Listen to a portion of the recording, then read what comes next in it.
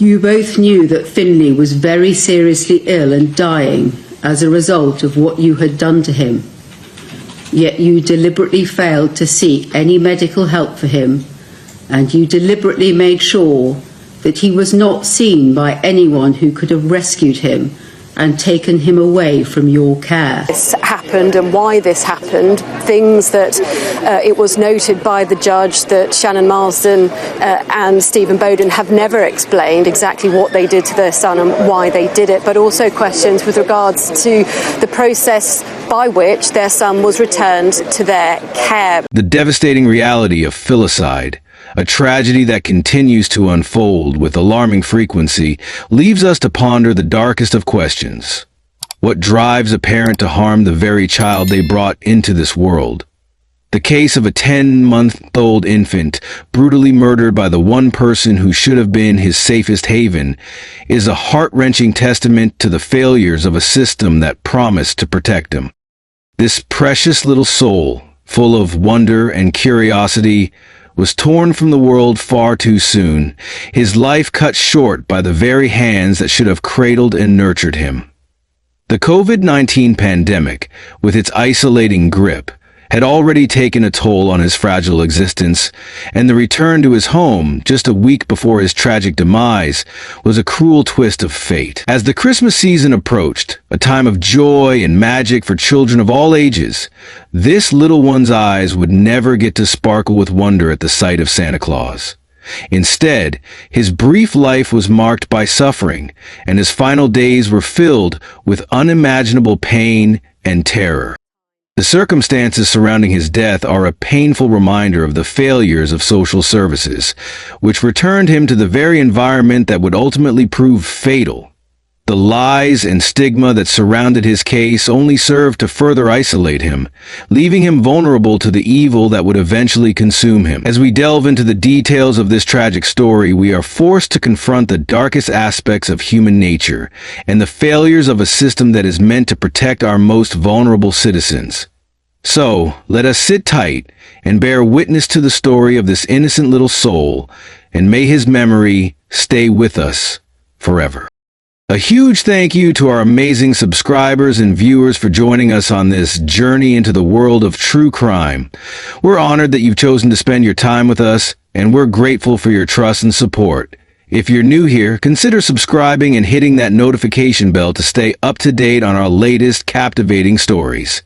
Your engagement means the world to us, and we can't wait to share more thrilling and thought-provoking content with you. Finley Boden should have been one of the most protected children in his community. Instead, he suffered unimaginable abuse at the hands of the very people meant to care for him. Born into a troubled home, Finley had been removed from his parents, Shannon Marsden and Stephen Boden, for his safety. But in late 2020, despite concerns, he was sent back to them. Just weeks later, on Christmas Day, the 10-month-old was dead. A safeguarding review has now revealed the heartbreaking failures that led to his murder. The report found that the systems meant to protect Finley had been inadequate, with major shortcomings in how his return home was planned and monitored. Key professionals were unable to properly check on him. One social worker was off sick for 6 weeks, during which no visits were made, and Finley's court-appointed guardian was shielding due to COVID-19, making in-person assessments impossible. The pandemic, the report noted, had severely disrupted the safety net that should have caught warning signs. The little boy who should have been safest in his family's care had instead suffered horrifying cruelty in his final days. Not long before, Finley had been safe. Social workers had removed him from his parents, convinced he would suffer significant harm in their care. But in October 2020, a court ordered his return home. The decision sealed his fate. The world was different then, gripped by a pandemic that had turned everyday life upside down. The people responsible for protecting Finley were struggling too. A review later revealed the devastating reality. The social worker overseeing his case had been off sick for 6 weeks, during which no visits took place. His court-appointed guardian, shielding from COVID, couldn't see him in person. Face-to-face contact with at-risk children had been drastically reduced, and agencies had been forced to rely on parents to report concerns themselves. But Marsden and Boden had no intention of telling the truth. As the weeks passed, Finley suffered in silence. No one came to check on him. No one saw his bruises. No one heard his cries. By the time anyone realized what had happened, it was far too late. The night before Christmas, while families across the country prepared for the holiday, Finley Boden lay dying in a house where no one would save him. His parents, Stephen Boden and Shannon Marsden, had spent weeks torturing him. The trial at Derby Crown Court would later reveal the extent of their cruelty. 57 broken bones, 71 bruises and burns on his tiny hand, one from a hot surface, the other likely from a cigarette lighter. A judge would call it savage and prolonged, driven by a sadistic motivation. 2 days before Finley died, his parents canceled a health visitor appointment, one last chance for someone to see what was happening behind closed doors. When social workers attempted an unannounced visit, they were turned away. Marsden and Boden claimed their son might have COVID, using the pandemic as a shield to hide their abuse. And then, in the early hours of Christmas morning, their brutal treatment of Finley finally caught up with them. His tiny body, battered and broken, could take no more. He went into cardiac arrest. At last, they called for help. Paramedics arrived at their home on Holland Road, Old Whittington, finding the baby unresponsive. They rushed him to the hospital, but it was too late. The injuries he had endured, the fractures, the bruises, the infections, had already stolen his life. Days later, as Christmas presents remained unopened in homes across the country, a court began to uncover the horror of what Finley had suffered. In April 2023, justice was finally served. Boden and Marsden were sentenced to life in prison, ordered to serve a minimum of 29 and 27 years respectively. But no prison sentence could undo what had been done. The decisions that sealed Finley Boden's fate weren't made in a courtroom filled with concerned professionals.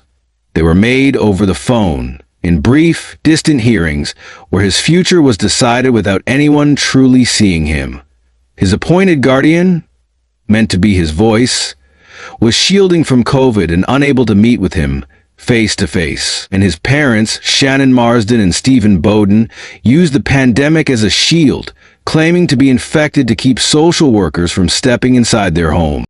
When Child Protection Services assessed the risks posed to Finley by his parents, they concluded that while there were concerns, the situation was not beyond control. Officials from the Children and Family Court Advisory and Support Service, CAFCAS, determined that there was no immediate reason to remove the little boy from his parents' care. He would stay with them, they decided, as there was no expectation that his safety would be at serious risk in the foreseeable future. But the world was still in the grip of the COVID-19 pandemic, and the usual safeguards that should have been in place to protect vulnerable children were weakened by the crisis. Face-to-face visits with families had been significantly reduced, or in some cases stopped altogether. Without the ability to physically assess conditions inside the home, professionals were forced to rely heavily on what parents chose to report. The reality of Finley's home life remained largely unseen. "Normally, we wouldn't do that," admitted Steve Atkinson, who led the review into Finley's death, "and we don't do it now." But at the time, access to vulnerable children was restricted, leaving professionals grasping in the dark. And yet, the pandemic alone wasn't to blame. COVID may have given Finley's parents cover, but it didn't erase the mistakes that might have saved him. There were chances, missed moments where someone could have seen the truth. Shortly after Finley was returned home, a social worker and health visitor noticed a bruise on his head. His parents had an explanation, and no one questioned it. No one followed up. Another time, police were called to the house after a 999 call from Marsden. Officers were told children lived there, but that information never made its way to social services. Another missed warning, another moment lost. And then there were the broader, systemic failures. Finley's case, complex and high risk, had been assigned to inexperienced social workers without the support and supervision they needed. It was a problem that had surfaced in countless similar tragedies before, and it would surface again. By the time the system realized what was happening, Finley was beyond saving. His tiny body bore 130 separate injuries, bruises, burns, and broken bones. He had suffered for weeks, hidden behind closed doors, with no one to protect him. Finley wasn't the only child failed by the cracks in the system, but for him, those cracks became a grave.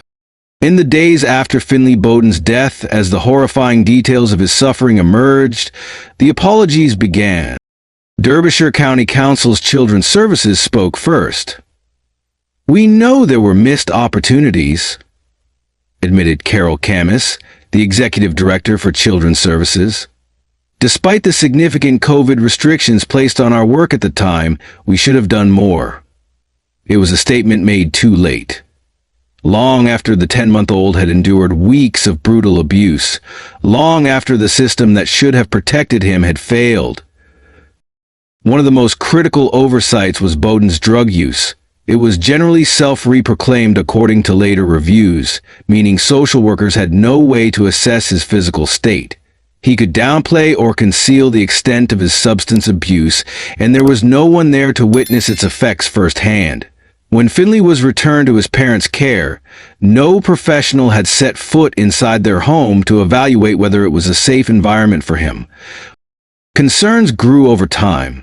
Social workers became increasingly wary of Finley's parents, describing them as dishonest and evasive. Their deception made it difficult to gauge just how much danger Finley was in. The tragic outcome of these miscalculations became painfully clear when Finley lost his life. His death sparked outrage and heartbreak, with many questioning how such a vulnerable child had slipped through the cracks. A spokesperson from the children's charity NSPCC described the case as a devastating failure. There were many red flags and missed opportunities to ensure Finley was properly protected, they stated. The council insisted acted swiftly in the aftermath of his death, reviewing policies, strengthening procedures, and promising that no other child would slip through the cracks the way Finley had. But for Finley, those promises were meaningless. In the wake of his death, a full review of the case was launched. 11 key recommendations were made to improve child protection services, including enhanced collaboration with substance misuse agencies, stricter assessments for at-risk parents, and more robust responses to domestic abuse. During the trial, it was revealed that Finley's mother, Marsden, had been a victim of domestic abuse at the hands of Boden. While this added complexity to the case, it did not change the fundamental reality. Their home had become a place of danger for their child, and the systems designed to protect him had failed. Carol Camus, the executive director for Children's Services, publicly acknowledged these failures. "Finley's death was a tragedy for everyone who knew him and for everyone involved in his care," she said. Despite the significant restrictions placed on our work during the pandemic, we know there were missed opportunities for stronger action, and for that, we apologize. She went on to note that a recent Ofsted inspection had rated the Council's Child Protection Services as good, and emphasized that major efforts were already underway to improve procedures. "Many of the recommendations from the review have already been implemented," she stated. "We fully recognize that there were failings, but we must also acknowledge that we were operating in an unprecedented situation." The Derby and Derbyshire Safeguarding Children Partnership echoed this commitment to reform, pledging to take further steps to prevent another tragedy like Finley's.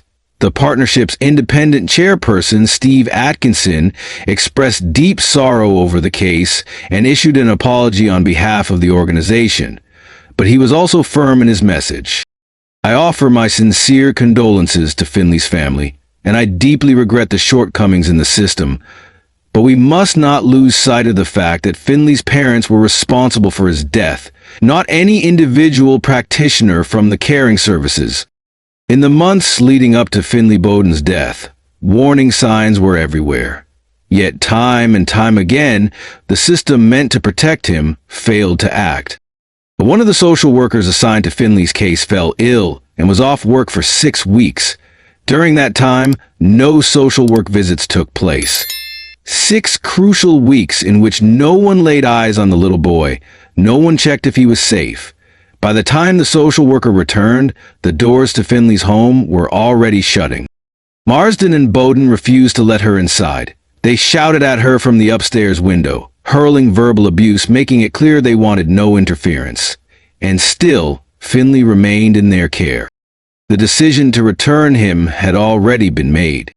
In family court, the local authority had pleaded for caution, suggesting Finley should transition back to his parents over 4 months, with time to monitor their progress.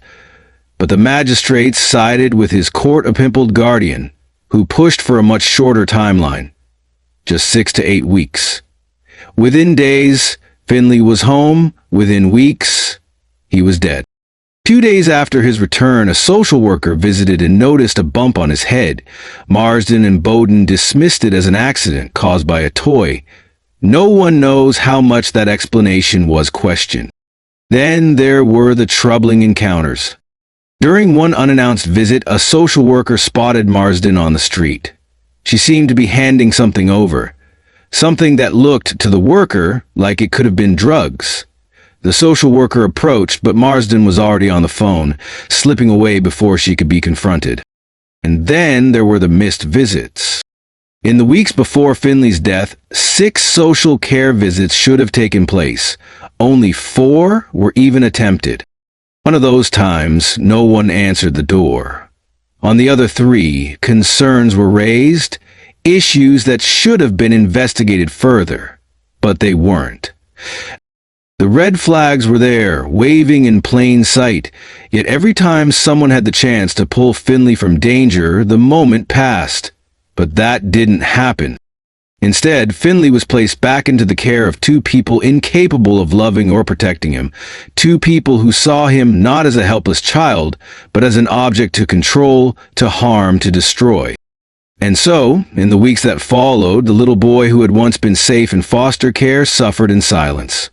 He was beaten, burned, and left with broken bones. His body was covered in bruises. Infection crept through his tiny frame, poisoning his blood, attacking his heart. He must have cried for help, but no one was there to hear him. And on Christmas morning, as families across the country celebrated together, Finley Boden lay dying in the place that was supposed to be his home. The system had failed him, and all the apologies in the world couldn't bring him back. In the aftermath of Finley Boden's death, as professionals and officials searched for answers, one painful truth became clear.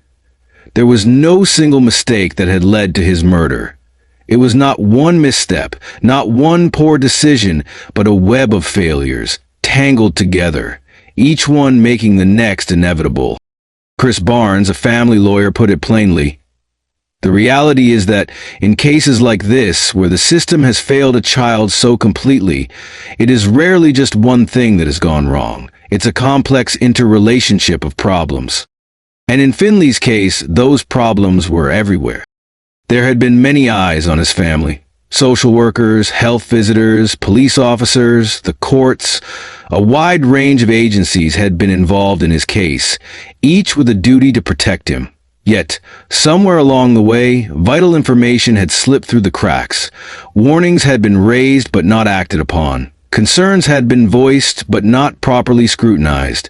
Each failure on its own might not have been enough to seal Finley's fate, but together they created a devastating chain reaction, one that ended with a 10-month-old boy suffering and dying in the place that should have been his safest refuge. By the time anyone truly saw the full picture, it was too late. A child had been tortured and killed, hidden in plain sight, failed by the very people who should have protected him. And when the system looked back, all it could see were the chances it had missed. The case of Finley's tragic death was a stark reminder of the devastating consequences that can arise when cracks form in child protection services. While the pandemic created unprecedented challenges, the failure to see past parental deception and recognize the signs of danger ultimately cost a child his life.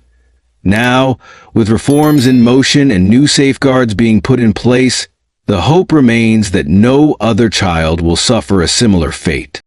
I'm sure you love this great piece of storytelling. Thank you for tuning in. If you'd like to stay up to date on more breaking news, compelling stories, and thought-provoking updates, please consider subscribing to our channel. Don't forget to hit the notification bell to ensure you never miss a new video.